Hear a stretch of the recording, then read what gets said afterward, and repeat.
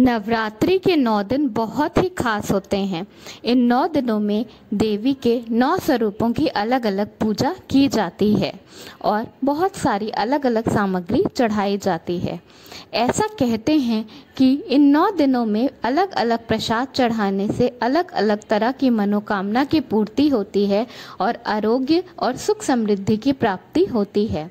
आज मैं आपको बताऊंगी कि पहले दिन से 9वें दिन तक माँ के अलग अलग स्वरूपों को आपको कौन सा और किस तरीके का प्रसाद चढ़ाना चाहिए। तो आइए देखें, मगर उससे पहले बहुत स्वागत है आपके अपने चैनल इंस्पिरेशन ऑफ प्रेरणा में। अभी तक अगर आपने इसे सब्सक्राइब नहीं किया है तो प्लीज़ सब्सक्राइब कर लीजिए और बेल आइकॉन ज़रूर प्रेस कर लीजिएगा, जिससे मैं जब भी नया वीडियो डालूं तो आपको नोटिफिकेशन ज़रूर मिल जाए। नवरात्रि के पहले दिन जिस दिन कलश स्थापना करी जाती है उस दिन देवी माँ के चरणों में शुद्ध गाय के घी को अर्पित करना चाहिए। ऐसा करने से आपको आरोग्य की प्राप्ति होगी। अगर घर में कोई व्यक्ति बीमार है तो ये ज़रूर करें, और अगर घर में कोई बीमार नहीं है तो भी अपने घर के लोगों के स्वास्थ्य के लिए माँ के चरणों में शुद्ध घी ज़रूर अर्पित करें। नवरात्रि के दूसरे दिन माँ को शक्कर का भोग लगाना चाहिए। शक्कर का भोग लगाने के बाद प्रसाद के रूप में अपने घर के सभी व्यक्तियों को शक्कर का प्रसाद ज़रूर दें। ऐसा करने से घर के लोगों की आयु बढ़ती है। नवरात्रि के तीसरे दिन देवी माँ को दूध या खीर का भोग लगाना चाहिए। इसे इतनी मात्रा में लगाना चाहिए कि घर के सभी व्यक्तियों को बांटने के साथ साथ आप इस प्रसाद को किसी ब्राह्मण को दे सकें। ऐसा करने से घर में बहुत सारी सुख समृद्धि आती है। नवरात्रि के चौथे दिन हमें देवी माँ को मालपुए का भोग लगाना चाहिए और उसके बाद इसे गरीबों को या ज़रूरतमंद लोगों को बांट देना चाहिए। ऐसा करने से आपके घर में सुख समृद्धि तो आती भी है और हर तरह का सुख भी आपको प्राप्त होगा। नवरात्रि के 5वें दिन देवी माँ को केले का प्रसाद अर्पित करना चाहिए।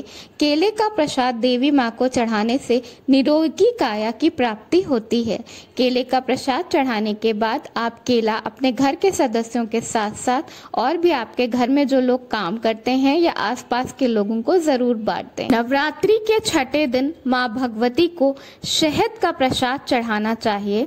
ऐसा कहते हैं कि जो शहद का प्रसाद चढ़ाता है उसकी आकर्षण शक्ति बढ़ जाती है। ये जरूर करना चाहिए। माँ भगवती को 6ठे दिन शहद का प्रसाद जरूर चढ़ाएं। नवरात्रि के 7वें दिन देवी माँ को गुड़ का भोग लगाएं और इसे जरूरतमंद और गरीब व्यक्तियों को बांट दें। ऐसा करने से आपको वैभव और सुख की प्राप्ति होती है। समाज में आपका मान सम्मान बढ़ता है। नवरात्रि के 8वें दिन माँ भगवती को नारियल का भोग लगाना चाहिए और उस नारियल को दान कर देना चाहिए। ऐसा कहते हैं कि ऐसा करने से संतान के ऊपर से सारा दुख संकट मिट जाता है और संतान की तरफ से आपको जो भी परेशानियां हैं वो दूर हो जाती हैं। नवरात्रि के 9वें दिन माता भगवती को तिल का भोग लगाएं और उसके बाद इसे दान कर दें या किसी जरूरतमंद व्यक्ति को दे दें। ऐसा कहते हैं कि ऐसा करने से आप पर से अकाल मृत्यु का साया हट जाता है। तो ये हैं 9 दिन के 9 प्रसाद जो कि आपको माँ भगवती को अर्पित करना चाहिए पूरी श्रद्धा से। ऐसे तो कहा जाता है कि माँ भगवती को पूरी श्रद्धा से चढ़ाया हुआ एक चावल का दाना भी बहुत होता है। जो भी करें पूरी श्रद्धा से करें। माँ का आशीर्वाद आप पे सदैव बना रहेगा। धन्यवाद। वीडियो पसंद आया हो तो लाइक करिएगा।